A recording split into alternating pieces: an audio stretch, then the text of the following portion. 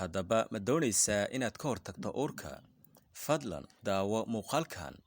Run ahaantii muuqaalkan waxaan kugu soo bandhigi doonaa talooyin guud oo ku saabsan qaabka ugu fudud ee loogu hortagi karayo uurka adigoo u isticmaali doontid daawooyin ku habboon.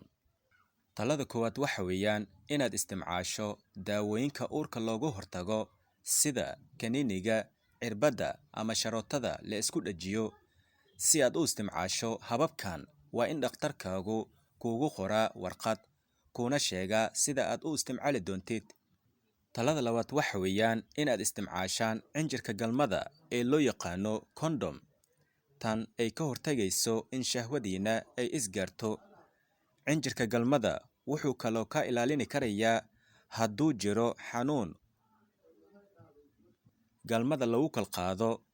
Fadlan haddii aad u baahan tahay in aad wax ka ogaato cudurrada galmada lagu kala qaado, waa ayaad ka heli karaysaa waqti xaadirkan channel YouTube-keegu.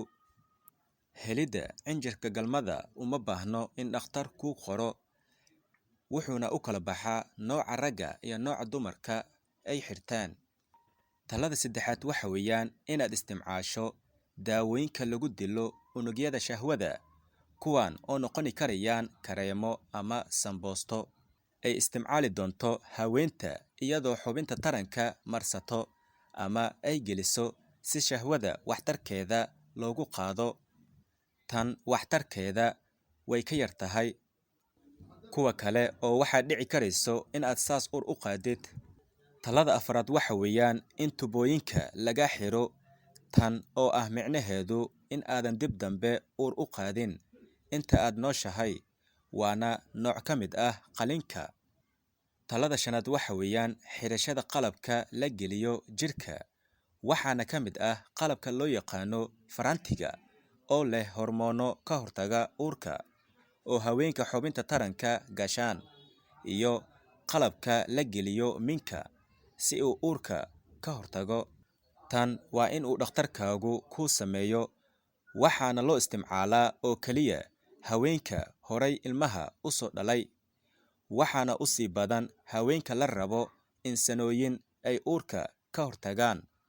Qalabkan wuxuu leeyahay noocyo kala duwan, waxaana ku sharxi doono dhakhtarkaagu waxyeelada ama dhibaatooyinka daawooyinka qaar sida kaniiniyada, cirbadaha, sharootada iyo daawada xubinta taranka la marsado ama la gishto.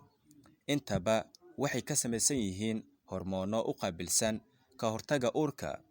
Waxyaabaha aad u daran ee aad dareemi doontid dhibaatooyin sida madax xanuun, warwareer, danqasho ama xanuun naasaha ah, lalabo, caado wareer, waana dhibaatada ugu badan ee dumarka hormoonada isticmaalaan ka cabadaan.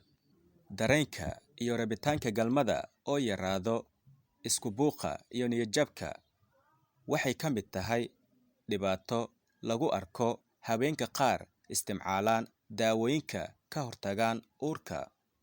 Fadlan haddii aad isku aragto mid ka mid ah dhibaatooyinkan kor ku xusan, la xiriir dhakhtarkaagu.